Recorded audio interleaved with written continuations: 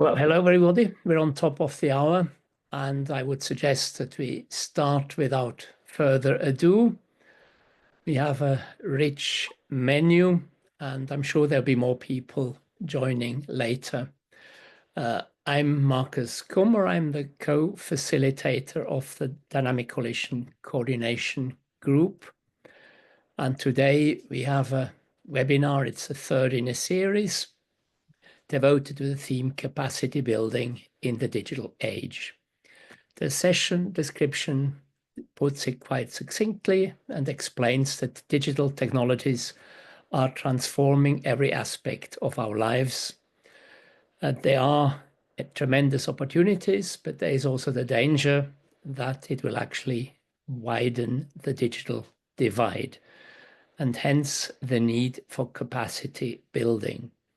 Now, this webinar has a stellar panel of experts and aims to provide answers on how to bridge the digital divide, on how to create a digital ecosystem that upholds the WSIS principles of a people-centered information society, which is built on the respect of human rights. This is the main objective of this webinar. We have some secondary objectives, and I would say there are three separate objectives. One is to prepare the DC sessions at the IGF 2025 in Oslo next month. So this is a very practical input into these sessions. And then the second of these objectives is also to put the DCs on the broader map of the IGF stakeholders. And lastly, explain what the DCs are and how they function. Now, this is not a secret to the panelists and to people who are familiar with the DCs, but I think it deserves explanation to people who may be less familiar with the DCs.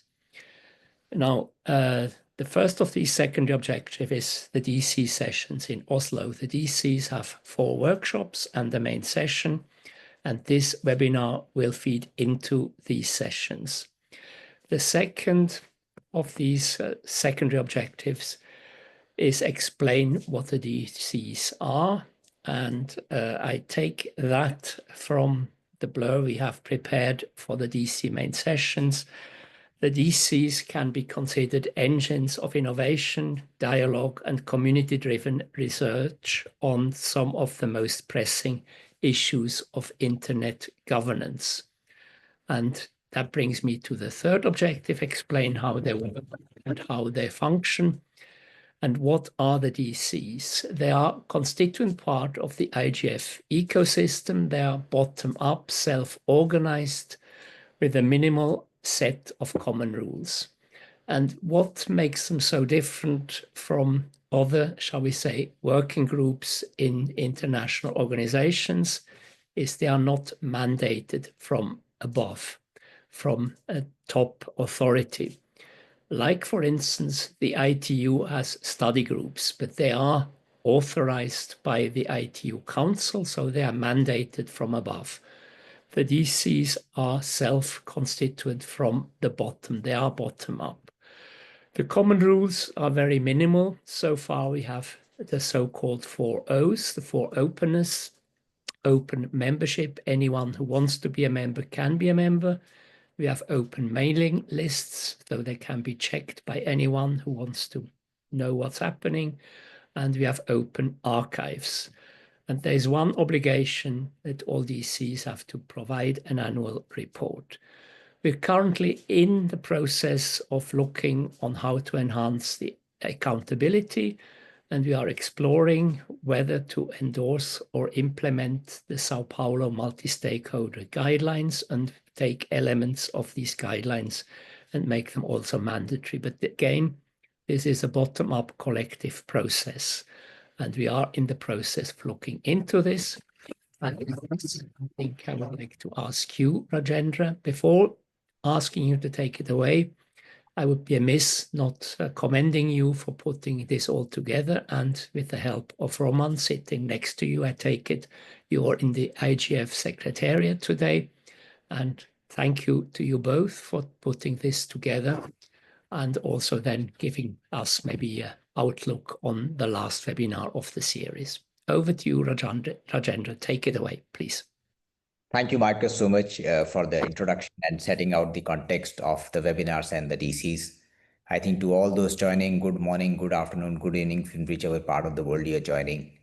If you really look back at this third webinar, the first one was AI governance for humanity's benefit. Second was security in digital age. And third is obviously logically capacity building in digital age, because you cannot meet objective of either of them without capacity building. So it is crucial. And there are two kind of capabilities I want to talk here to set the context. There is a organizational maturity, there is a technical maturity. So when you look at technology in terms of what it has achieved, we probably have reached a high level of technical maturity. But the organizational maturity, if it is not there, you cannot leverage technical maturity. That means that people will need to be having that capacity to absorb what technology can deliver. Having said that, building capacity is like building collective intelligence. And over time, we have understood that capacity building is not just about human capacity. It is multidimensional. It is dynamic. It is multidimensional. It's an ongoing process. And I would say it starts with human capacity as first. There is a institutional capacity where we talk about governance, leadership development. There is infrastructural capacity where we talk about digital infrastructure, cloud security, interoperable systems.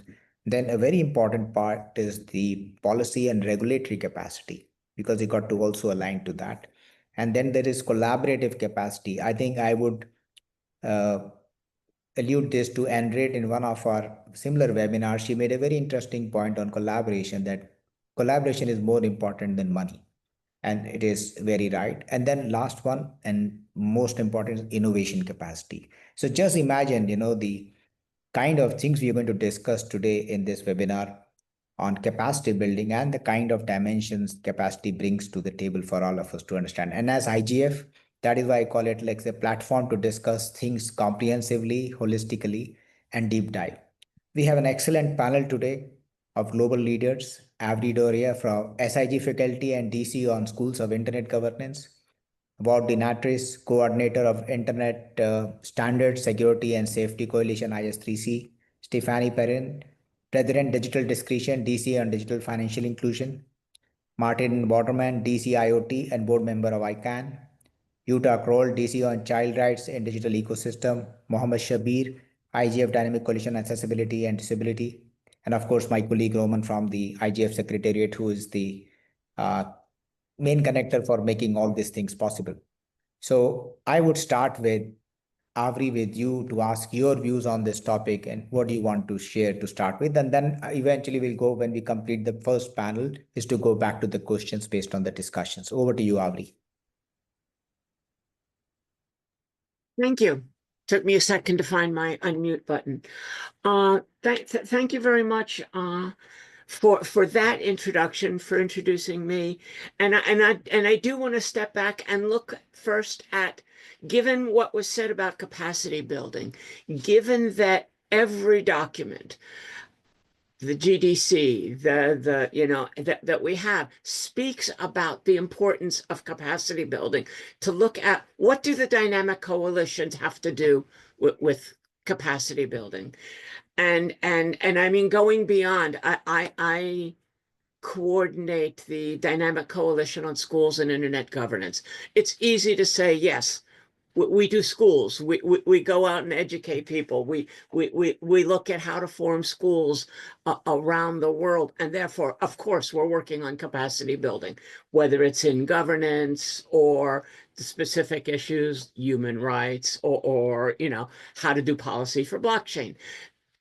The schools look at those things. That is one important element of capacity building. But it goes much beyond that. When you look at what the DCs are doing, the dynamic coalitions are doing, they are first, they're taking these subjects that are impeding upon the world, impeding upon the United Nations, whether it's child protection, whether it's blockchain, whether it's, you know, how to work with financial markets, how to interact with gaming. That basically it's looking at all these things and trying to understand, similar to what was being said, there is the technology is moving along, it's real, it's out in the world, but what about the policy component of it? And how do we figure out? So the dynamic coalitions are very much involved in that, look at the technology, figure out, given the guidance, the governance frameworks that we live in the IGF and elsewhere, and also the Sao Paulo guidelines that we're looking at now, how do you find policy that fits with that particular technology bailiwick?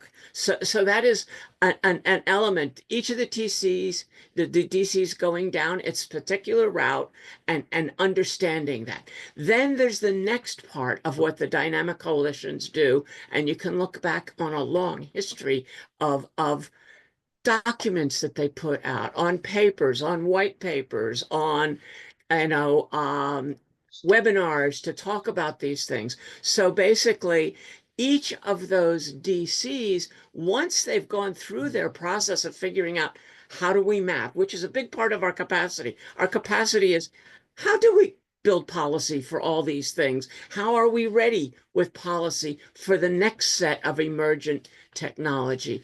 And then basically, then how do we convey that to the rest of the community? How do we create output that can then be useful to others in terms of their capacity to build policies for things? The place where we're still growing and we still need to sort of do a lot is how to then take those last steps and turn that work into outcomes that the IGF can use, or that the GDC can use, or in whichever set of initials come next can use, to basically raise the capacity of the general public, of the general governance framework, to actually, you know, raise capacity and do something useful. I'll stop there. But that's basically the view that I take in terms of looking at this from the point of view of someone that spends a lot of their time trying to do capacity building. Thanks.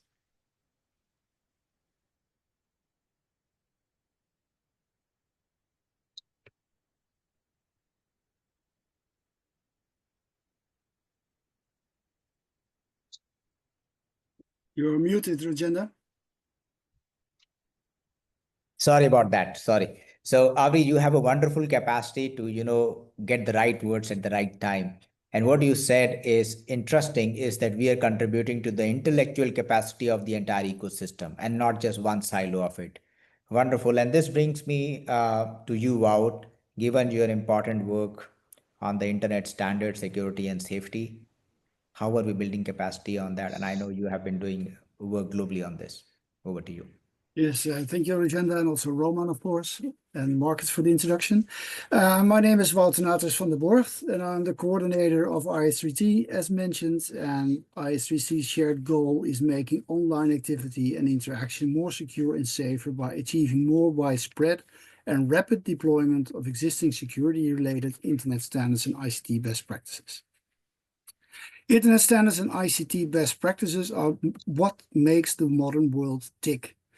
They make it possible for us to communicate and interact via the internet, to access or build websites, to buy online, to use apps, to share and find information, etc. But all these standards have one thing in common. They were developed without security in mind. Over time, the technical community has provided updates or patches to make the internet more secure and safer to use.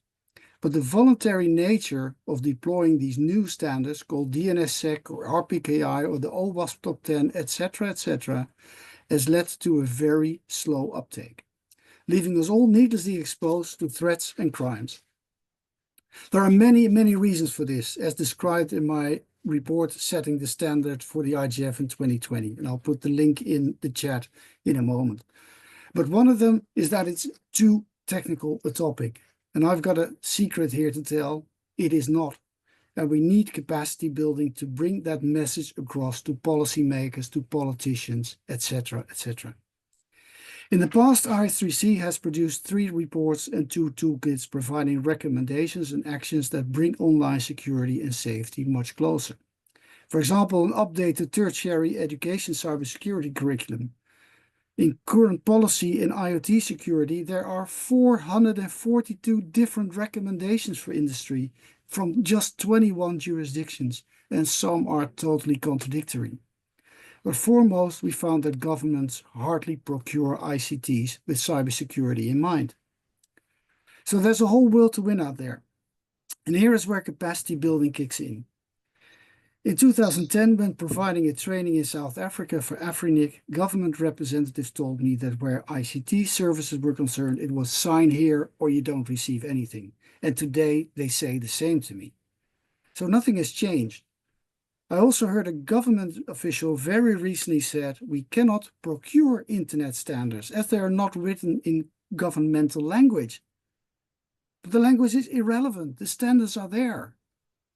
So what are we talking about? The Dutch government proves every day that you can procure secure by design. And yet it took 3 years of negotiations with one big tech company to deploy one standard. It teaches me that on the one hand, there's power play at stake, but on the other hand, there's still a level of ignorance concerning internet security. And this has to change, and this can only happen by delivering the same message time and again to the most influential people responsible for policies and decision making. And this is what the IGF is uniquely built for, because of its multi-stakeholder and more informal nature. But it is a challenge that it has to take up. IS3C's tool on arguments using for technical people to convince their bosses to deploy internet standards is our most popular. Blog posts are written about it, invitations to presentations are provided, and this is exactly what IS3C tries to do, advocate its work in different ways. Our new report, to be published in Liljeström, is on post-quantum encryption. It is not about the day that quantum is upon us. It's about the years before the so-called Q-Day. It asks and shows how the world can protect itself, our digital lives, our policies, our identities, our trade secrets, our passwords to private information and vital infrastructure alike, before Q-Day. So that once it's there, we are prepared for a new digital invention. But history shows that we are extremely bad at this, as the advent of the internet, social media, AI, etc. has taught us. It was there all of a sudden, and years to decades later, we are still grappling with negative results. With Q-Day somewhere on the horizon and hybrid forms of computing already being seriously tested, we need to ask ourselves, is this what we want again? Or do we want to prepare? Can we leave this to the market to deal with? But what has history taught us there? With AI hallucinating somewhere between 15 and 60% and algorithms behind social media a black box, how do we teach our children to recognize this and thus protect democracy for the future? If people are to use digital technology, including AI, they need to develop a broad set of competences to be capable of critical thinking, to understand the impact that digital technology has on their own life and on human rights and democracy in general. To act on all these topics, capacity building is essential. As I said, the IGF is uniquely placed to bring stakeholders together and produce policy recommendations. But it also means the IGF and DCs need to organize themselves better, so that the work of DCs like IS3C lands where it has to land, to have the impact it deserves and needs. This result will most likely ensure more participation in intersessional processes and the funding to conduct first-class research in the first place. I personally set out in 2019 to show that an IGF process can deliver a serious report on a serious topic. And this was at a time that hardly anybody within the IGF ecosystem knew what DCs were. And look at where we are today. Even the Office of the Tech Envoy, it has a new name, ODET, is advocating DC outputs as important and recognizing the future need for better recognition of our reports. But also this recognition was part of capacity building, of outreach, of presenting to the right people at the right moment. DCs matter and need to show it proactively to the world, just like we are today in this webinar. And that is capacity building for you. So thank you for your attention. I'm looking forward to hear all the other presenters today. Thank you, Rajendra. Thank you, Wout. And starting with Avri on the intellectual capacity, and you move to the ethical capacity and beyond. I have questions coming up. Once we complete all the panelists, we'll get to that. Stefanie, you represent Digital Discretion, DC on digital financial inclusion. How do you see capacity building? This is something which is close to all of us because financial inclusion would not happen without capacity building. Want to hear your thoughts? Thank you very much. And I'm actually stepping in for Aidan Federline, who's leading this, this coalition. I have been working with Interledger for the past year to come up with a best practice framework for privacy and data protection and human rights with respect to modern financial systems. So that is kind of my angle on things. But I thought I would talk about the policy blueprint that we are working on, basically a policy blueprint for interoperable payment protocols. Now, the Interledger has a foundation, was instrumental in creating an open source payments protocol that promises to make payments as easy as an email. The problem, of course, is getting that stitched into the financial systems. And just because we can make payments easier and allow the poorest to stop paying ridiculous rates for transferring money, that doesn't mean it's going to happen. So in the policy blueprint for interoperable payment protocols, we have identified 4 main pillars: open and inclusive governance, technical standardization, regulatory and design considerations, and consumer-focused ecosystem design. Now, you can tell from those 4 broad categories, there's a lot of work that basically knits into all the work that my fellow panelists are doing involved in getting this thing actually to benefit the poor and the unbanked. We talk a lot about financial inclusion. There's a lot of hand waving, but the actual amount that the poor, migrant workers, single parents, the amount that they pay as a percentage of their income is still dramatically higher than the rich. And we're not getting rid of that gap. So now in my own work, and I've been working in privacy for 40 years, I have to say, financial regulation is not for the faint of heart.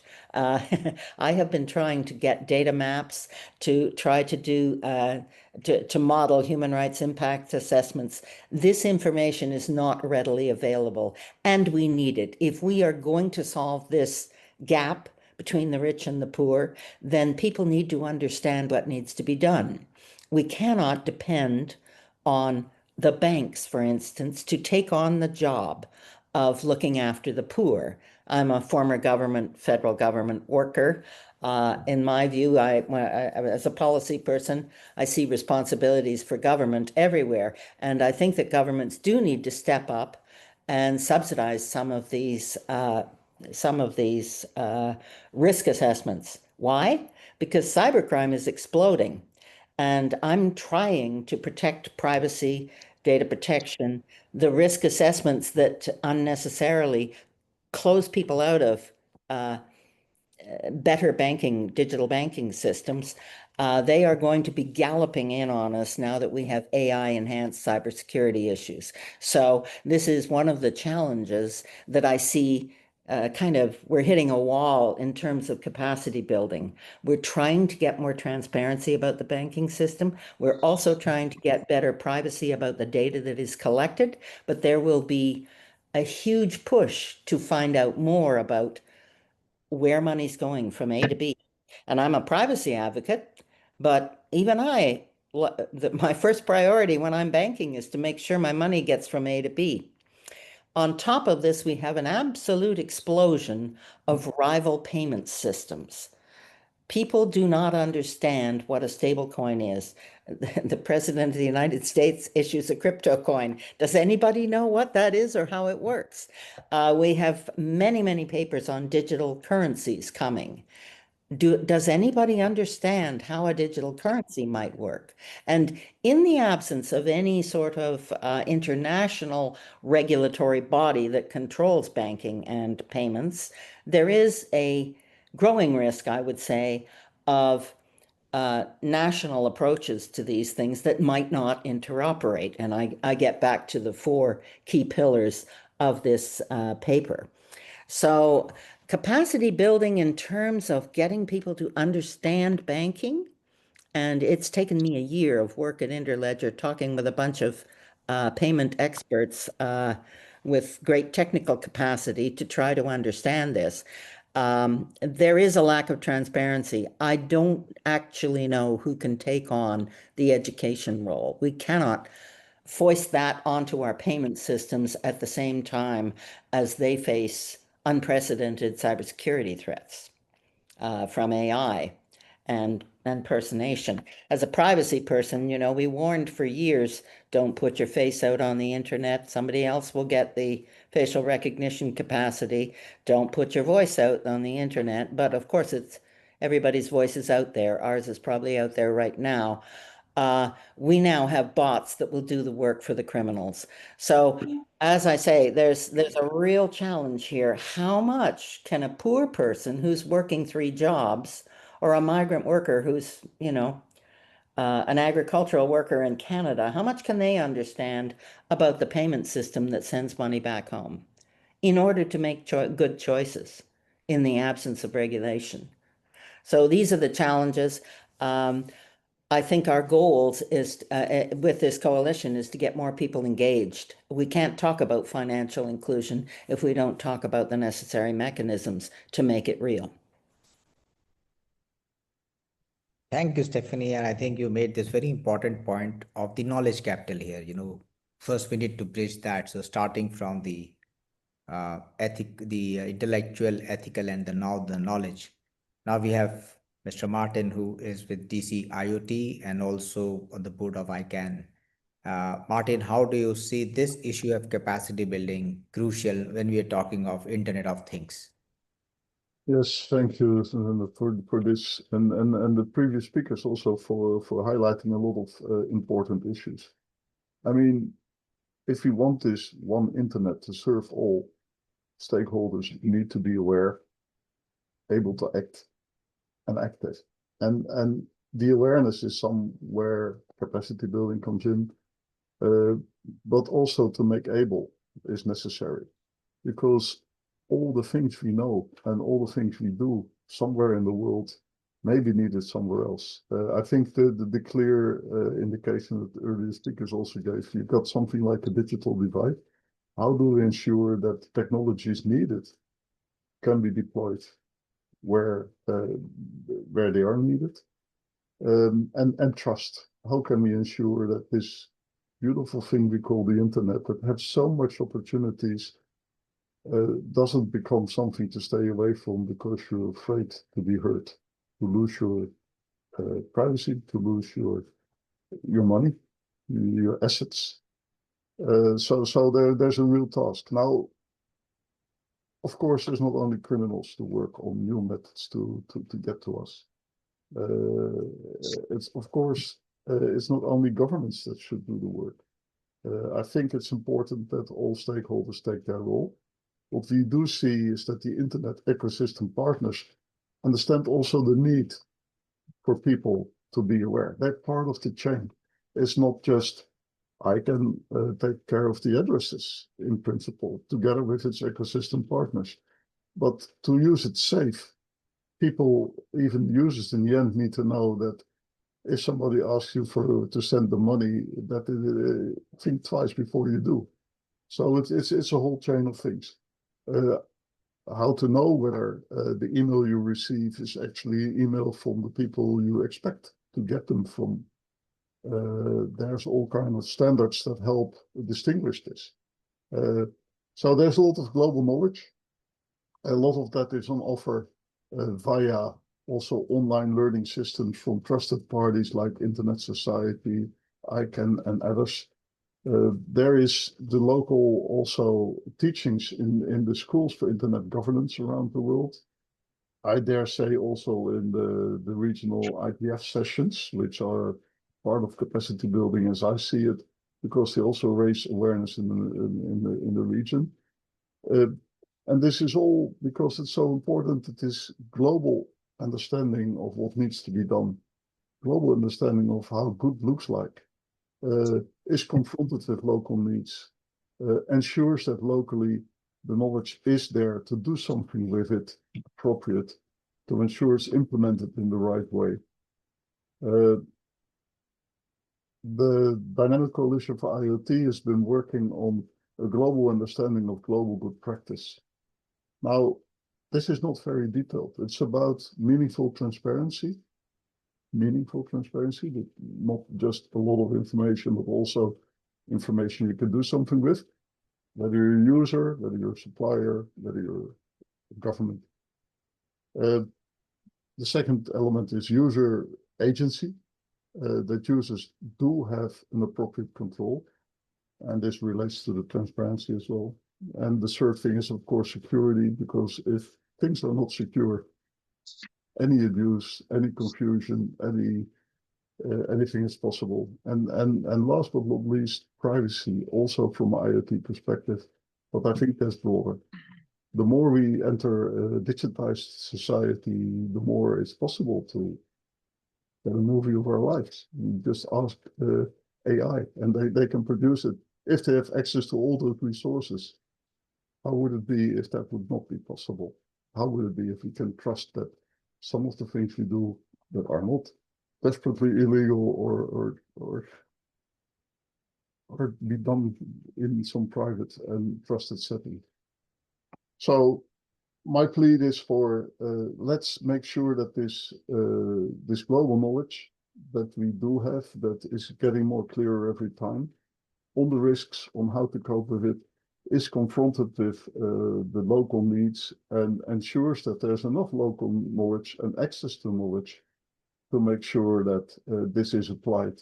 Because this is the only way we can keep an internet we trust and have digital services available where they need to be.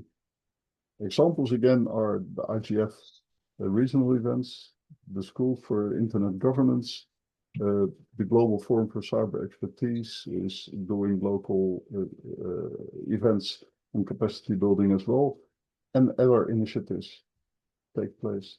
So my plea is that as DCs, as IGF, we keep that view clear. Local knowledge confronting with global knowledge confronting with local needs, and helping make sure that people around the world can step up and learn how to deal with that in their environment. Thanks, Martin. I think a very important point that you talk about is participatory governance. As I said, that you make it bottom up and people understand it better to make sure that the internet is not abused. Now, this brings me and logically to Utah. Utah is coordinating a very important DC on child rights in digital ecosystem. Given the fact that we still call internet a future technology and the future is the children of today. Utah, so your views and voice matters a lot in terms of how you see this topic from your DC perspective. Yes, thank you, Rajendra, for giving me the floor, and thanks also to the speakers and panelists we've heard before, which helped me to refer a bit to what you have said. Although the focus of the Dynamic Coalition on Children's Rights is on children, I would like to broaden the perspective now to all users, because we have already heard references to everybody needs to build their capacity and to be educated in that way, but with a focus on human rights, to non-discrimination, to freedom of speech and access to information, the right to privacy and the right to peaceful assembly and association. These rights oblige us to enable everybody to take part in the digital age, which is not the case, although more and more people now have access, but the question would be, is it really meaningful access and able to make the best out of it? My experience in this regard dates back to the turn of the millennium, when even in developed countries, less than 1/3 of the population had ever heard about the internet, let alone had access to digital services, which was when the term digital divide was coined. Nowadays, we need to face that it's a digital literacy divide, and which is even widening in the course of the time. There are many challenges that come from the fast speed of technical innovation. And I would say the lessons that we are teaching in regard of capacity building of digital skills and competencies, the lessons we are teaching today will be outdated tomorrow. So my main questions for the debate that will follow our input would be, what capacities, competencies, and skills are we talking about? We have heard mentioned several, but still we don't have a real framework for this. And how can we define these competencies and skills in a landscape of rapidly evolving technical developments and innovations like, for example, generative AI? How do we develop and adapt curricula that we are already using, or how do we adapt them to these new innovations? Do we have quality standards to be controlled in this regard? How do we ensure that what we deliver to those who are asking for capacity building is phrased in the right way and is correct? And how do we assess achievements, and how do we identify lacks? Last but not least, how do we counteract discrimination in this regard? And I would like to refer to what Stephanie has said before. I really appreciate that you talked about consumer-focused service design, and that is, of course, will help to counteract discrimination also in regards of capacity building. My final question would be a policy question, and that is, do we need strong international regulatory frameworks to address the aforementioned issues? And I would like to give you one example. The recently released EU Artificial Intelligence Act includes in Article 4 an obligation for companies and organizations that employ AI tools to implement capacity building measures for their staff. While it does not hold an obligation for governments to establish capacity building programs on artificial intelligence literacy for their citizens altogether. Is this just ignorance of the demands the digital age holds for all people? Or is it in the hope that people will be able to cope on their own with these challenges of capacity building? Thank you for listening to me. Thank you, Jutta. And I think you have a very important point, and I totally subscribe to that, because if we see the development of technology, well, the world has talked of large language models. Now we have moved to large action models. While we talked of AI became generative AI, now become multimodal AI. So how do you train the capacity for future, which is moving pretty fast? And we are talking of a generation which is still children. So I think it is something that we have to take a serious view on, and we'll come to that as we get to the next phase of questions. But also, I think as we talk of capacity, we shouldn't forget the people, with what we call as accessibility challenges, disability, or even neurodiversity. I mean, I would always bring that topic because that's a bigger problem that's coming with time. And we're lucky to have Mohammed Shabir from the IGF DC on accessibility and disability. Mohammed Shabir, we look forward to your views on this topic of capacity building. Thank you, Dr. Rajendra, and thanks the earlier speakers who have given me much of a lead to speak upon the topic. And I would take lead from my colleague who spoke on digital financial inclusion, while she lamented the fact that there are gaps between poor and rich, and then they don't know the choices.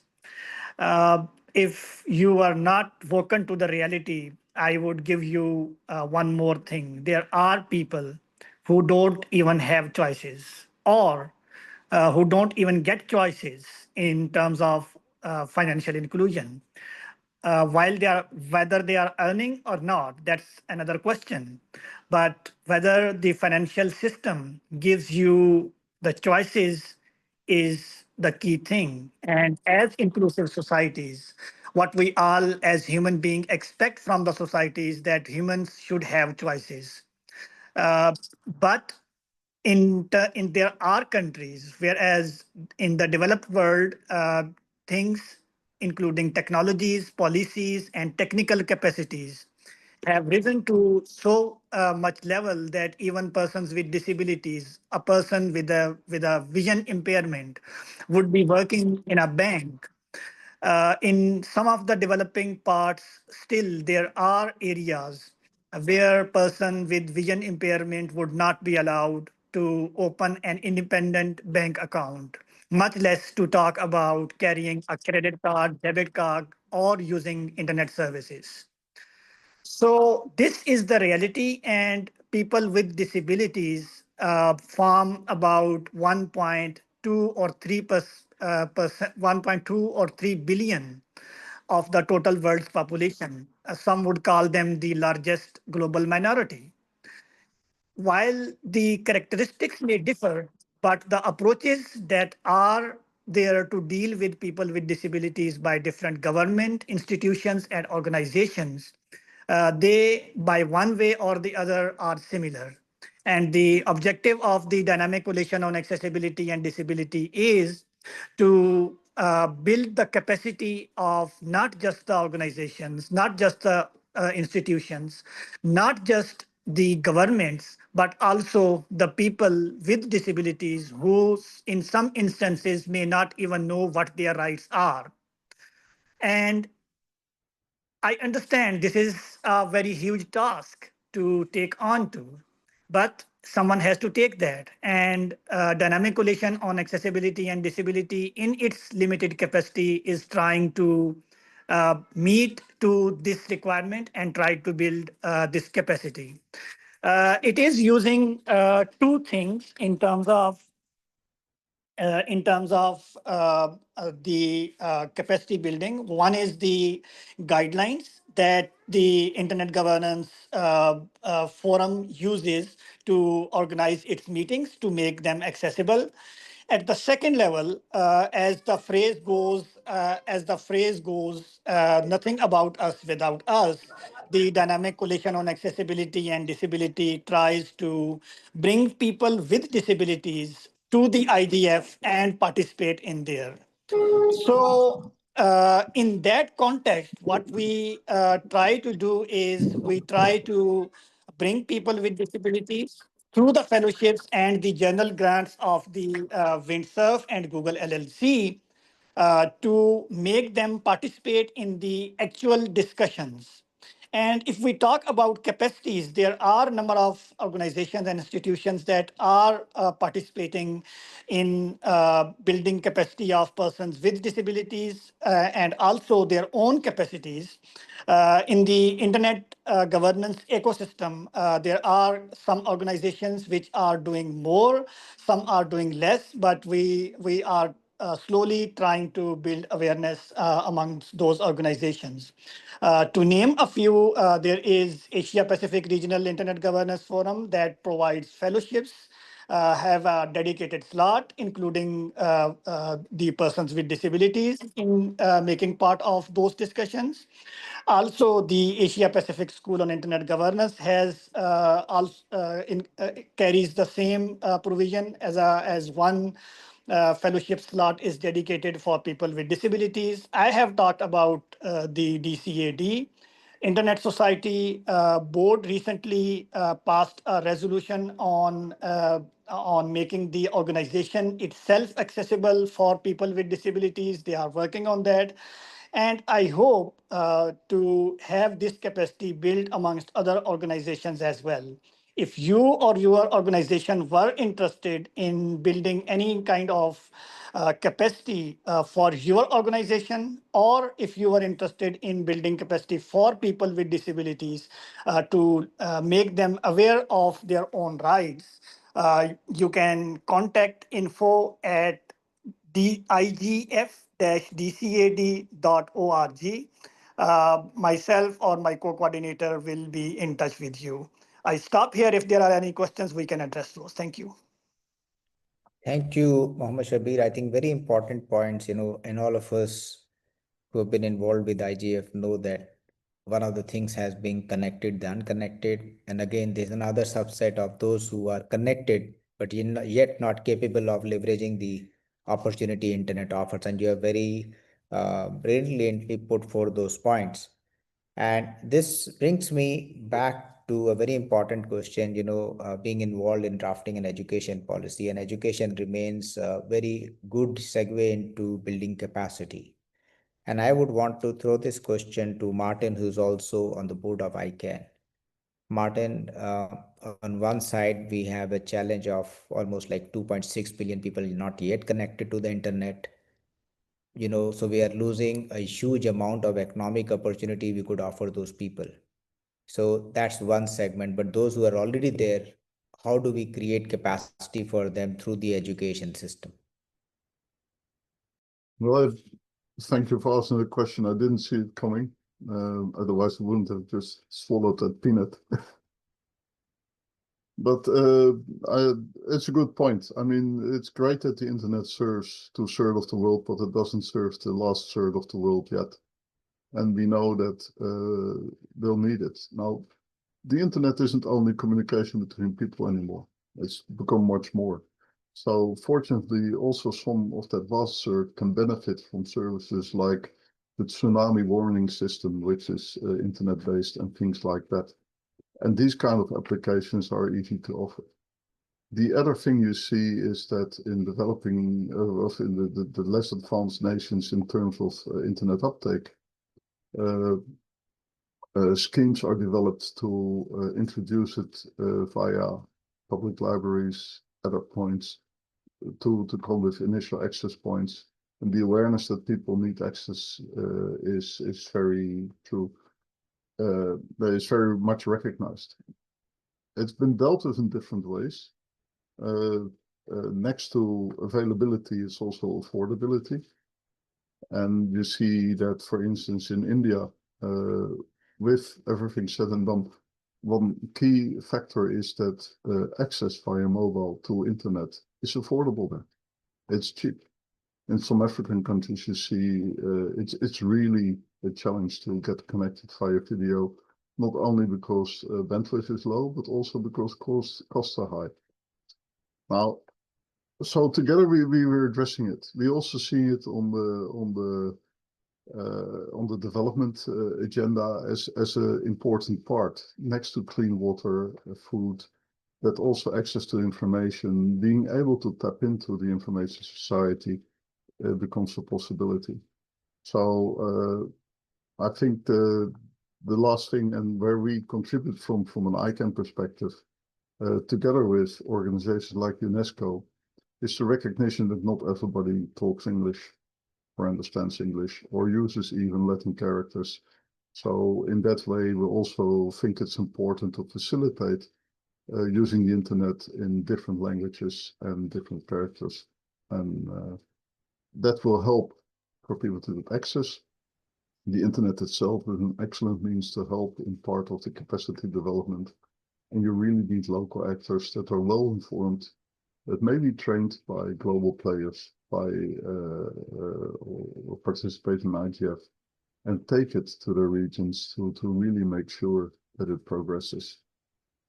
iControl, make sure that other languages, other scripts are also increasingly usable on the internet. My role goes well beyond that. And so is for most of you, I think. Thank you, Martin. And Stephanie, I want to put this question to you. I mean, Martin put this very important point of affordability. So when we talk about, financial inclusion, how is affordability tied to capacity building, given the fact that we are in the digital age? And what are the innovative things that you have come across that you would like to share with the audience?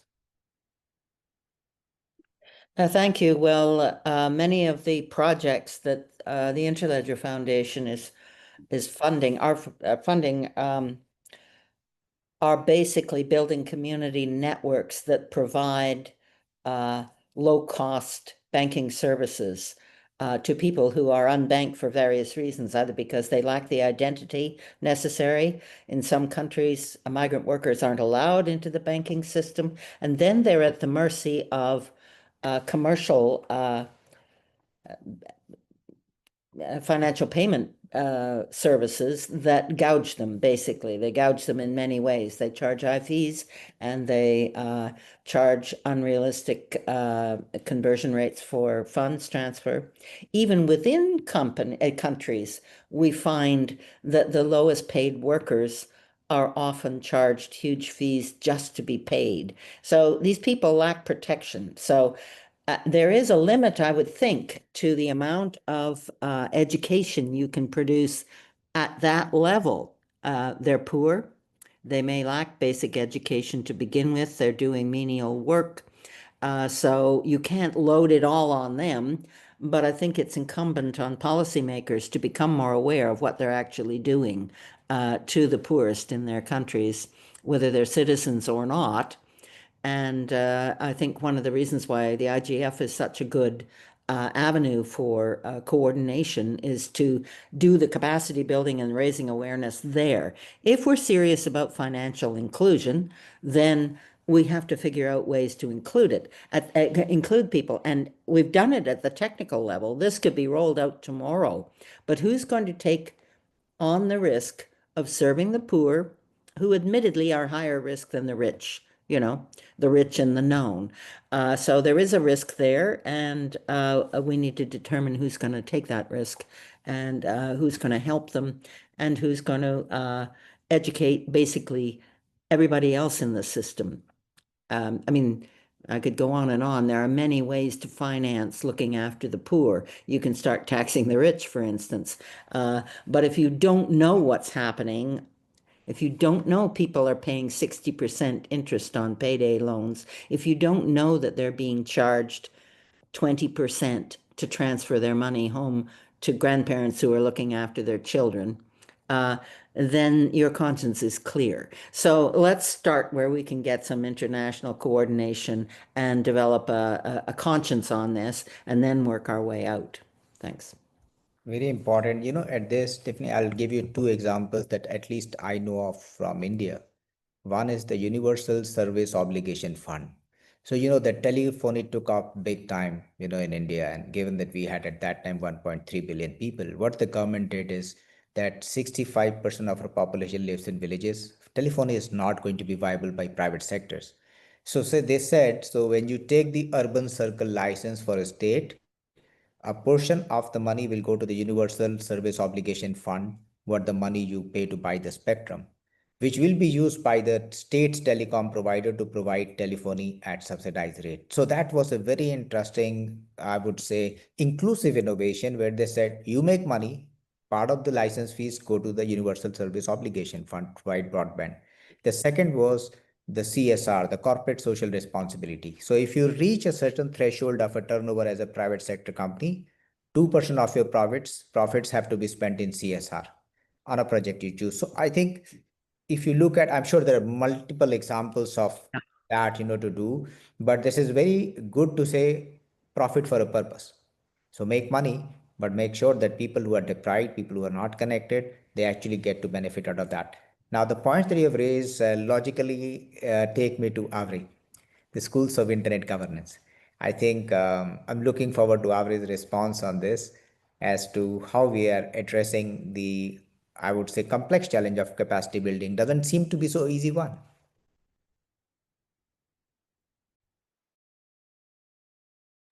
Thank you for the question. First of all, I actually really very much enjoyed all the discussions we had, because each one of them went down a separate path that, looked at the capacity building in a particular problem area, in a particular issue area, and looked at its relationship to governance. Call it internet governance, call it digital governance, again, without we call it financial digital governance, any number of names we can give to what's being talked about. But each one of them showed that, and this was just dipping a little, imagine what actually goes on in the dynamic. So when you look at, for example, when I look at it from a school perspective, how do is it a 3-day school, a 3-week school, a master's program? How do you look at how you convey this, how you dig down into these topics and build the larger picture that is governance? And that's where also, and I'm talking too fast again, Sao Paulo guidelines. How does that tie together how we do all these things? So what the DCs, the dynamic coalitions, are bringing is these individual threads, these individual issues that we need to work on. And then within the IGF or other frameworks, we start to bring that together and say, when you're talking about governance, you're talking about these many issues, and you're talking about the threads that go through them. So I very much see this sort of as an essential sort of sustainable, or needs to be sustained, part of our fulfilling the IGF's, or in the future, the GDC's commitment to capacity building under the many names that it might come. Hope that answered your question. Yes, it did, Avri.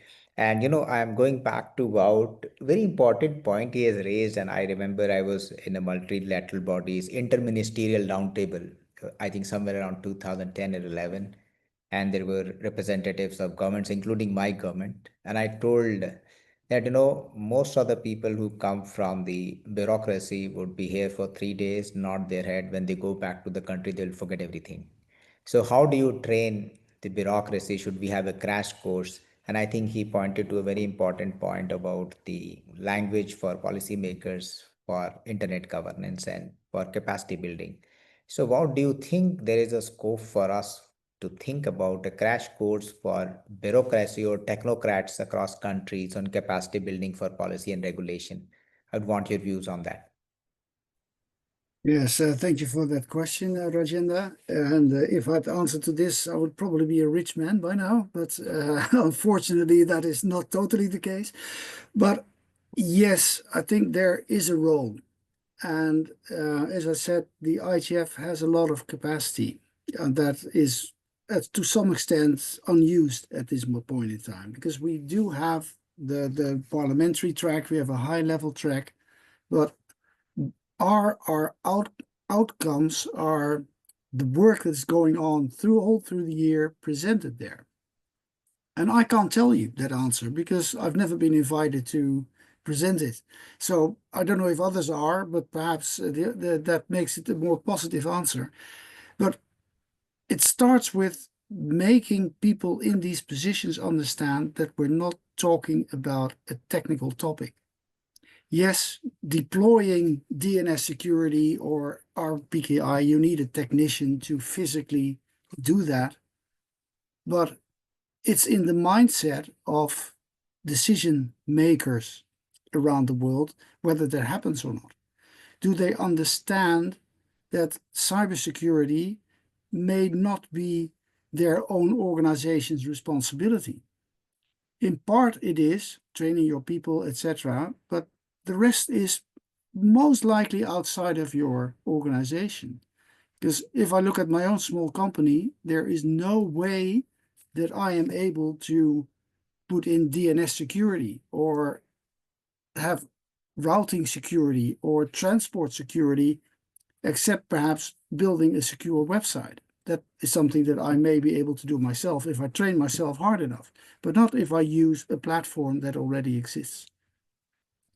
And I think that that is a far more simple question to get into the heads of people with responsibility, that this is not about technique, this is about protecting yourself, this is about protecting your customers, your environment, the people around you, so that they can connect with you in a secure way. And that is something totally different than starting to talk about technical solutions. And I think that that is the reason why the tool that we've made with people with arguments that technicians can use towards their superiors is so tremendously popular compared to the other reports that we've done.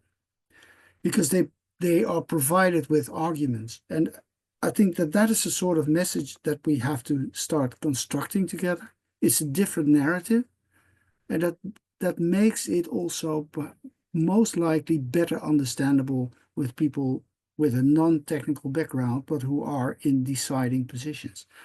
So the answer is a bit long, but yes, I think we can organize ourselves in a way that this message is repeated again and again. And my personal experience is that after hearing a message 3 times, that is the moment that people are starting to act. The first time they think, what is the strange message and a strange guy telling this? The second time, hey, I've heard that before. And the third time, perhaps I should be doing something. So I think that that is the way the IGF can organize itself, because it's uniquely positioned to bring these people together. And then it is about organizing ourselves in a way that we get messages across that we develop together. And let me stop there, because I think that that is what we need to do from 2026 onwards in the IGF community. Thank you, Rajendra. Thank you, Wout. I think very important. And I remember my experience, when I started working with the minister. It took me a long time to make my bureaucrats understand the word interoperability. They couldn't even pronounce it. But once they got a hang of it, it became a favorite topic for them. But as with time, technology is evolving so fast that by the time you learn it, something new has come. So that makes the role of IGR much more central, at the same time, much more responsive rather than just being responsible, because things are moving pretty fast. On the way the internet is evolving, the technologies associated are evolving. And this brings me to Yuta, who is in a very important dynamic coalition of children in the digital environment. So Yuta, how do you see the experience working with policymakers and the entire ecosystem when you talk to about children and the future and the technology and the capacity building? It's a very complex topic, not so easy as a word capacity building. We have seen today there are 8 or 9 dimensions. I'm sure if we did this whole one-day workshop, there'll be probably 20 dimensions of capacity building. So, I mean, I get very excited. The future of humanity is with the children, the dynamic coalitions like yours, your team's dynamic coalition. What is your view on this, and how are we preparing for that? Yes, Rajendra.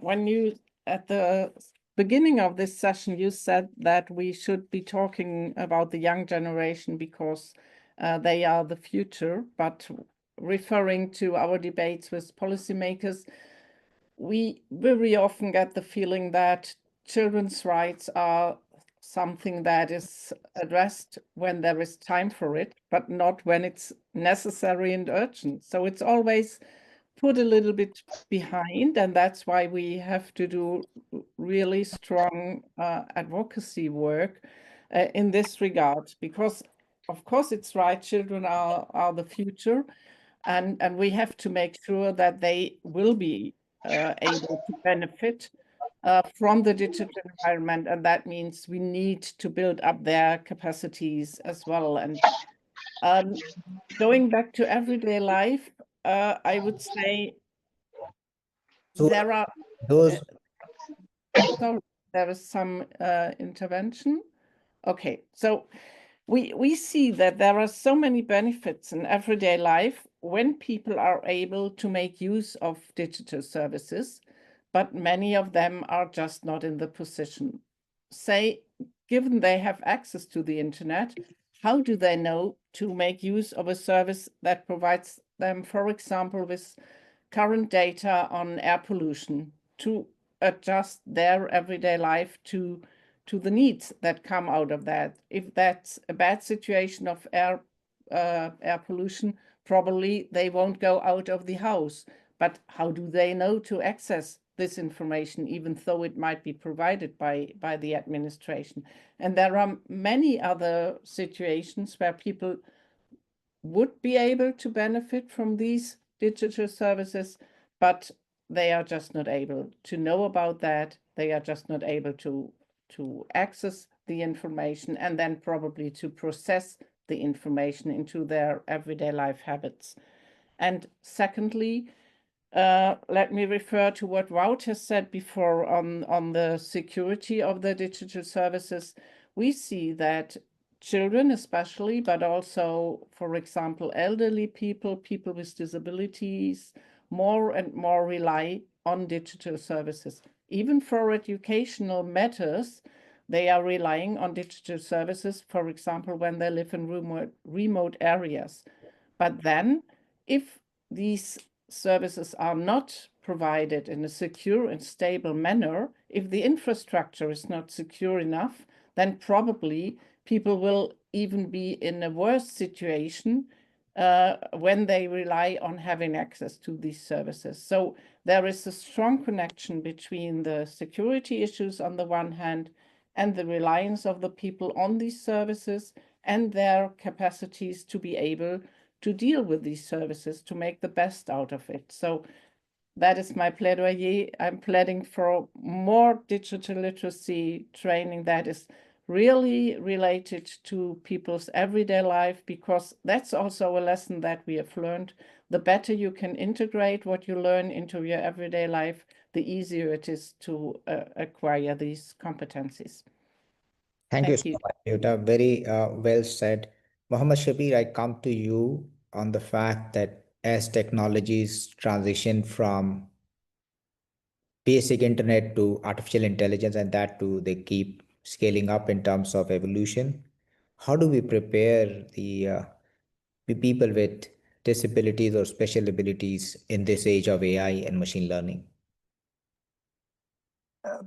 Thank you, Rajendra, for this question. And this is the question that we keep coming back to, that how we train people with disabilities. But my answer may not appeal to some people, but it's not. Yes, we need to train people with disabilities, build their capacities. But before we do that, we need to train people who built these technologies to make and build them accessible. Because if you don't do that, you are not just making your technologies inaccessible to the people who may have benefited more from these technologies as compared to the people who would benefit, but their benefit would be lesser than the person with impairments.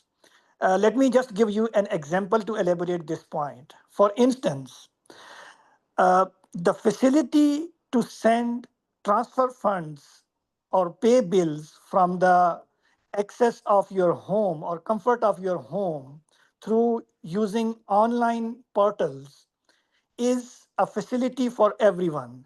But for a person with disability, be visual impairment, be a wheelchair user, or be a person with hard of hearing or hearing impaired, it's more comfortable because then they don't have to make arrangements to go out on the bank, on the shop, and they can pay bills from the comfort of their home. And people, in case of people who are hard of hearing, in their case, they don't have to get interpreters to communicate with the banking staff or the shopkeepers to pay bills or to transfer funds. So while these facilities are important for everyone, I would say these are more important for people with disabilities. But unfortunate situation is that most of the portals and banking websites that are built, particularly in the regions which we so-called tagged as developing or global south. In these regions, these facilities are not built keeping in mind the requirements of people who face impairments, and they are made disabled because of the barriers that they face. Now, coming to your question that how do we do this in the age of AI? The need is even more today to train the people who are building these technologies, that there are people who are benefiting from these technologies in some instances more than the people originally intended these technologies were for. So these people need to be trained, the developers, the policymakers, the decision makers who are having the decisions in their hands of building these technologies, that there is a huge community that has specific needs, and there are standards. If they follow those techniques and standards, these technologies can be built accessible for everyone. And if they do that, they will not just be because it's a misunderstanding also that if these technologies are built accessible, they will only be used for people with disabilities. It's not like that. For instance, a requirement of transcription, human captioning, used for IGF, and convinced by DICAD and some other institutions, now is being used for so many purposes. I can elaborate on those purposes, but I think this is not the time. So I stop here. Thank you.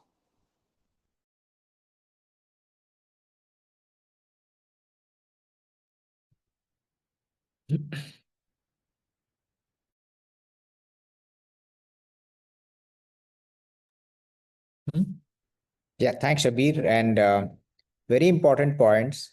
I think when I reflect back on the discussions we have on this issue of capacity building, and there is also a very important element of demographics that we need to address. So while one side, Utah takes care of the child rights, yesterday I was with the chairman of a multilateral body. He made a very important point that Japan has millions of deserted homes because they have seniors who cannot take care of the wealth probably they have created, or the children are also equally old. Now, that brings us to a very important question that we should not miss out on the issue of capacity building for seniors. That's what of financial inclusion. Even when you look at insurance, people can only pay insurance income premiums when they have income. And we know that for sure seniors or older adults do not have that income, but they do have issues of taking care of their health, about other needs. So when it comes to financial inclusion, are there any best practices? Are there any PPPs like private public partnerships, any innovations that you're aware of that can address the issue of capacity building for this huge chunk of population that's coming towards us? Japan has already got this issue. We are seeing India has already 150 million senior citizens. I'm sure other countries, we are getting towards an aging world now. So capacity building in that context for financial inclusion.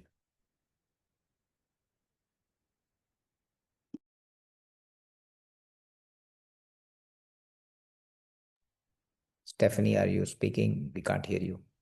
I wasn't sure whether you meant me to answer that. I think seniors is a very neglected area of education. And as you point out, seniors are getting squeezed both if they're on fixed income, and we are suffering inflation, and it's going to get a whole lot worse with the trade war that's going on globally. There's very few countries that have been spared tariffs. So food prices are going up, health costs go up for seniors. They're unable to squeeze into the budget the money that they need to hire the help they need to maintain their homes, to maintain their gardens, whatever. And there's also a rental affordability crisis in many countries. So this is an issue. The problem is, in my opinion, governments have, sorry to pick on governments. Please remember, I was a government person, so I'm criticizing our own work. I only saw one decent program for educating seniors in my travels with ICANN over the past 15 years, and that was Singapore. They had I think it was called Silver Surfers, and they really focused on getting seniors to understand what they were doing on the internet. I do a lot of volunteer work with seniors organizations in one form or another, and they're very, very vulnerable to cybercrime. They also, particularly if they have any religious affiliation, they are then known givers and therefore subject to these grandfather scams and all the terrible things that criminals have devised to separate people from their money. So have we come up with, this is the kind of curriculum that could be shared through the IGF. If we could develop a seniors curriculum of what seniors need to know when they get onto the internet, that would cut costs for governments. Educating people is a huge cost. One of the reasons we were able to get data protection law through in my country was that the Direct Marketing Association were fighting the whole education problem, and it would be very useful to them to have the government take on the role of educating people as to what they should be doing to protect their privacy, because all of these things cost money. So the more we can coordinate through the IGF a basic curriculum, the closer we are to educating seniors. At the moment, I would not advise any seniors to jump into using new financial payment systems because they don't have the basis, the groundwork to protect themselves. And that's not a burden that you can load onto the new fintech companies. They're trying to cut costs and make things smooth and frictionless. Taking on the rather large job of educating seniors on how to surf the internet, that's a big job that has been neglected. Very important point, Stephanie, and I would go to Wout. He made this very important point of influential stakeholders. Wout, when it comes to the important topic of capacity building, who do you think would be the influential stakeholders to talk about issues? I think this particular webinar has thrown out very important action points for us as the dynamic coalitions. The topics have been brought forth. And who are the influential stakeholders that we could start working with to create the framework that Stephanie is talking about for seniors or older adults, or even for other issues that we have spoken here? I was about to raise my hand, as you perhaps saw just now, because I wanted to respond to what Stephanie was saying, is that, yes, we cannot burden the financial system with education, but we can burden them with protecting themselves and their customers better. There is a tool called internet.nl, which I'm the coordinator international of, because we're trying to build a community, which we're launching at the IGF in Lillestrøm formally. Another hat, sorry. But if you put your local bank in there just to test it, then you can see how secure the bank is. And if it does not offer DNS security, if it does not offer a secure website, etc., it means that everything you communicate with that bank is insecure. In other words, it's quite easy for criminals to find data on you that they can use against you, and then the bank says it's your problem. But the cause is not my problem, because it's them not offering a level of security or demanding from their service providers a level of security that is needed to protect me and my financial situation. To just put it on me, but for everybody, of course. So if you talk about stakeholders, how do you get that across?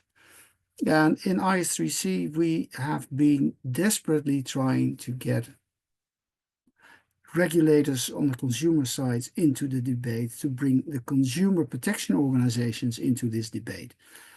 And it's pushing a stone uphill. Every time when you think, okay, now I've got the attention, then they just disappear again, because there's nothing that can force them to work with us. And the same goes for governments. They're almost conspicuously absent in all the discussions that we have within IS3C. So it seems like they're not interested in outcomes. So we have to organize ourselves in a different way. And perhaps this is better for some other DCs. I don't know how the situation is for others, but we as IGF can organize ourselves in a way that policymakers and that ministers at least hear what outcomes are. And if we want that to happen, it does mean that high-level sessions have to allow for messages that come out of the IGF process. And that will demand from us as DC certain levels of quality that we may not be used to at this moment, because we're bottom-up and free going. But it does mean that we may have to be vetted in a way to be allowed to give this sort of messages. And I know this is dangerous territory because we are bottom up and etc. But if we want to get messages to the right people, that messages have to be of a quality level that they're immediately usable by these organizations. Once they get the message, then they will want to act upon it. But then the message will have to be 100% right. So my answer goes two ways. One is, I think we already have the people present at the IGF that we want to share the messages with. But the other side is that we will have to do something about managing our quality paths. And for some, it may be okay. For others, maybe not yet. But it's something we can do together to make sure it happens. And if that is our goal and our wish, then we need to discuss that over the coming years so that we're prepared for 2026. And I see Roman smiling a little bit, so perhaps you would like to respond later, Roman. But I think two answers to your question, Rajendra. Thank you. Thanks, Wout. I have Jutta and then Mohammed Shabir.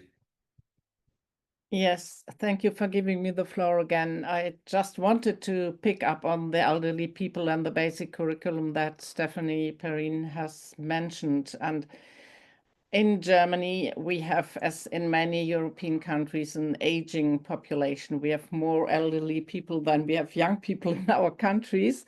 And therefore, we also have a lot of programs, training programs for elderly people. We have these basic curricula. We have train the trainer guidance for elderly people, training other elderly people, for younger people, working with elderly people. So it's not that there is nothing there, but still I have to refer to what I said before.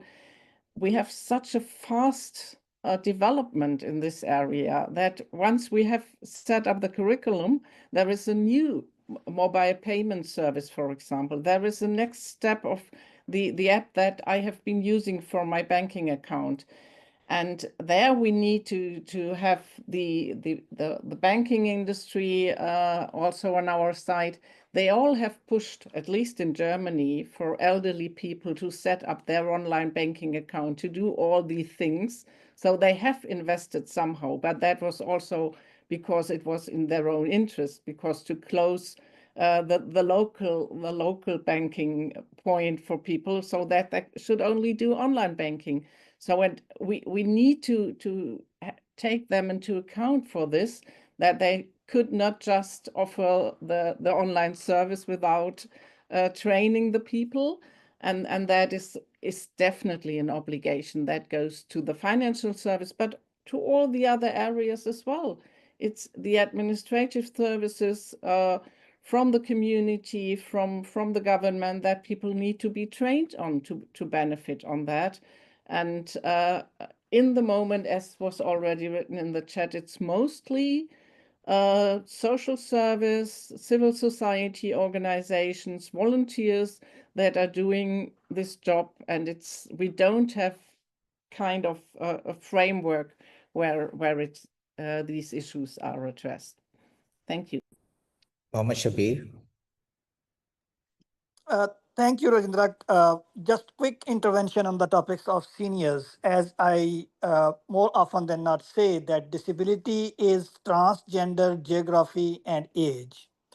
While we all know that as we age, our bodies, they will be decaying and we will be losing functioning performance of some of our faculties that functions today. The problem of aging and seniors is more complex and enhanced in global south, I would say.